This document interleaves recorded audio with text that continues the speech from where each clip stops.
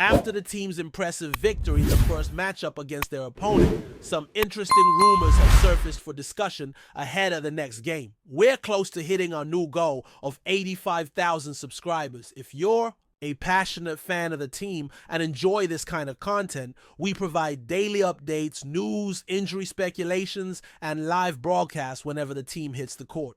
We had an unforgettable experience at our exhibition party the night before against Houston, with over 200,000 people tuning in. So if you're a true fan, consider subscribing. What's going on, fan base? You're watching the show. I'm your narrator, and today I want to talk about the best duo in the NBA right now. There are other teams in the league with standout trios and quartets, but is there another pair playing basketball that compares to what was displayed in the first game? What they've shown in key matchups against their rivals is unparalleled. What happened last night was magnificent. The player was in perfect sync. It felt like every shot he took was finding the bottom of the net. He was shooting from 17 feet and still converting his attempts impressively. His partner continues to shine, complementing him flawlessly, whether it's running pick and roll plays or assuming the role of a finisher, always ready and aware of what's happening on the court, creating open three-point opportunities. He's bringing a completely new element and a fresh identity to the team's offense. Think about how he effectively plays like a high basketball IQ player. And as we continue this discussion, we'll explore other athletes. The transformation of this offense since the trade has been striking, especially with his ability to perform at the free throw line and assess the court for open shooters or attack the basket with jump stops and pump fakes, getting to the line. These are aspects the team previously lacked, as they didn't have a high-quality playmaker. Now they can move off ball players with others initiating various actions. However, while one player shone and another thrived, there's still a question about the team's ability in the playoffs this season. Who will step up in clutch moments? For instance, when one of the main players has missed a few consecutive shots, is in foul trouble, or is simply struggling to find their rhythm. It's known that there are times when he faces shooting difficulties, despite recent high-level performances. In the second quarter, both players scored 12 of the team's first 18 points. Then, one of the players sat out at the beginning of the second quarter, during which the team went on a run of 18-5, receiving contributions from various players. No one really stood out, but getting 5 points from an unexpected player in a quarter is a good sign. When players are knocking down open three-point shots, it profoundly affects the course of the game. He stepped up, but if you can maintain 5 points in a quarter from Guy Santos, then I'm on board. If you're getting that kind of contribution, with players hitting their open three-point attempts, you notice 2 from Draymond, 2 from Hield, 3 from Pods, all in the second quarter, and the team goes into the break with a 13-point lead. This is something they'll need to continue monitoring. They'll have to sustain this throughout the game, because after that second quarter, coming into the third, the Rockets managed to significantly cut down that 23-point lead, and those players weren't able to produce in the last 2 quarters. However, Pods really stood out in the final quarter, converting some crucial shots. Who else showed up in that period and made important points? Yes. How about Moses Moody, who registered 5 of his 7 points for the entire game in that final quarter? 2 decisive shots. One of them was a falling jumper while he was dribbling. Time was running out, but Moody remained composed. Then he shot and made a corner 3. Now, I know that might not sound extraordinary, but we haven't seen high shooting performance from Moses Moody lately. And it was a very positive sign to see him deliver in a low-scoring game against one of the league's best defenses.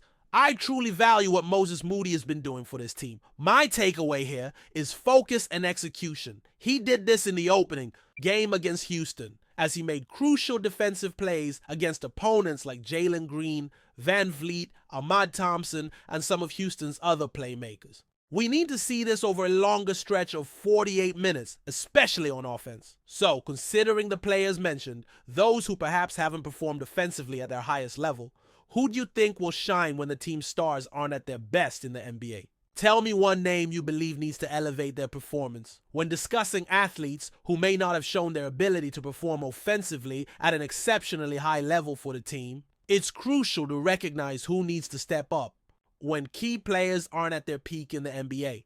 I'm curious to know your thoughts on one name you think needs to stand out more. Another point that deserves our attention is the significance of possessions. Possessions, because in the first game, the opponents had more of them than the team. A significant factor was the unusual formation with two tall players, which seems to be working effectively. When Steven Adams and Alperen Sengun are on the court together, they present a considerable challenge to opponents due to their offensive rebound rate of over 50%. So whenever the opponents take a shot and miss, there's a greater than 50% chance they'll secure another possession, giving them another chance to score with Adams and Sengun in play. Unfortunately, the team lacks the necessary size to counterbalance this situation. In the opening game, Steven Adams grabbed 5 offensive rebounds while the team totaled just 6. He's indeed an underrated player at this stage of his career, capable of setting high-level screens and maintaining a reliable shot, generating additional possessions by deflecting long offensive rebounds. It's likely that he wasn't credited for some extra rebounds he created by redirecting the ball to the three-point line, allowing his teammates to grab it. He presents a challenge for the team, and as mentioned before, they simply don't have the size to deal with this issue. This situation has led the coach to test unusual lineups in an attempt to address the problem. In the opening game, he had Kayvon Looney and Quinton Post together on the floor for a few moments, a combination that had only played 1 minute during the regular season. However, this lineup didn't yield positive results.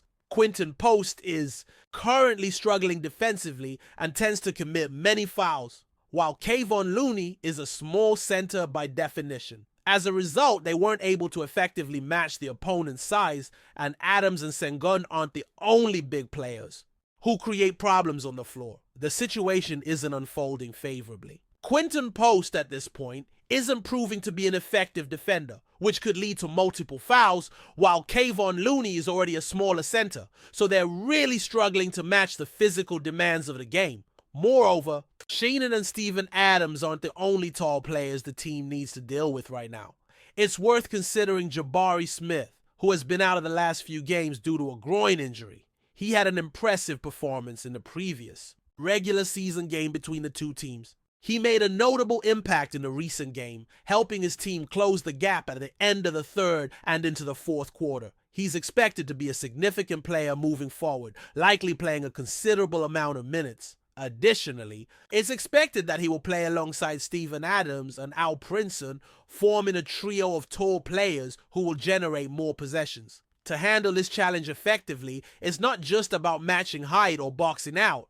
It doesn't seem there's a strategy that can adequately limit the opponent's offensive rebound capabilities or make them irrelevant in the game. The opposing team will likely secure additional possessions, which means the team will need to capitalize on their own opportunities.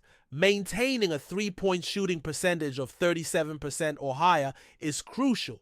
They'll need to continue creating quality shots and avoid turnover situations in active game situations, as seen in the last game when they allowed an offensive rebound for a second attempt. Frustration was evident after a careless mistake in a pass. These slip-ups cannot happen again. Staying calm is key, and there's confidence in this team to do that, given their experience in high-pressure situations. They have players who've taken teams to finals and know how to handle runs from opponents and recover in this playoff series. This was specifically addressed in the post-game discussion, where the importance of veteran players' experience in managing momentum shifts was highlighted. The teams have already navigated their way to the finals and understand how to endure these momentum shifts, allowing them to recover during this playoff series. This was a topic discussed in the postgame, addressing their experience in managing these runs and maintaining leads, especially in contrast to a younger, more energetic team that might struggle to apply similar strategies. Before we continue, make sure to leave a like and subscribe to the channel so you won't miss any exclusive Dubs updates. Let's keep going. In a surprising move that has sent shockwaves through the NBA, Devin Booker, one of the league's brightest stars, has arrived at the Golden State Warriors headquarters to sign a 4-year contract. This bold decision marks a significant shift in the landscape of the Western Conference and provides the Warriors with a potentially game-changing addition to their already talented roster. Booker, who has long been the cornerstone of the Phoenix Suns offense, is widely regarded as one of the most dynamic and versatile shooting guards in the NBA.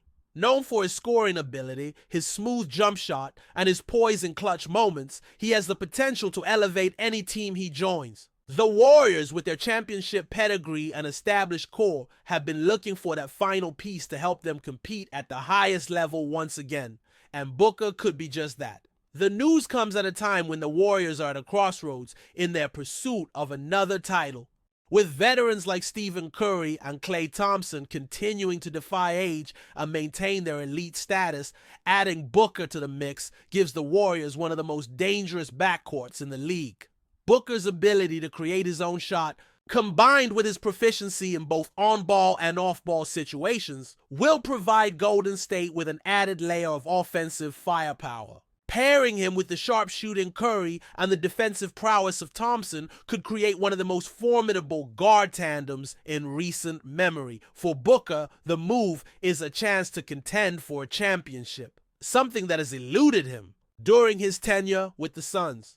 Despite his individual success and numerous accolades, including multiple All-Star appearances, Booker has yet to experience a deep playoff run.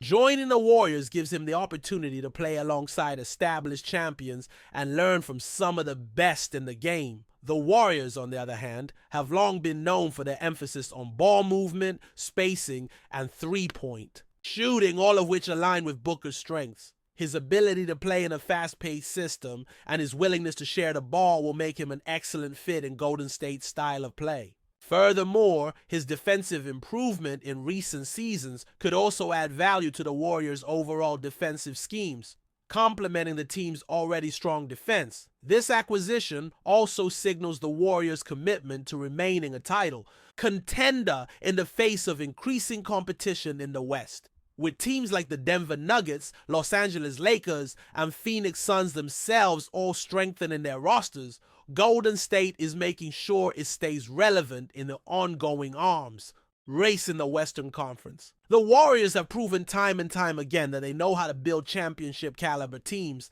and this move further solidifies their intentions for the future. As Booker puts pen to paper, Warriors fans are eagerly anticipating how this new addition will mesh with the team's current roster and how it will impact their championship aspirations moving forward. With the ink now dry on this 4-year deal, the stage is set for Devin Booker to make his mark in a Warriors uniform and help lead the team to its next great era. Stay updated exclusively with the latest Dub Nation news, subscribe to our channel, and hit the like button to keep getting daily updates on the Warriors. Don't forget to share your thoughts in the comments. Your input is essential for the Dubs community. Stay tuned for the next video.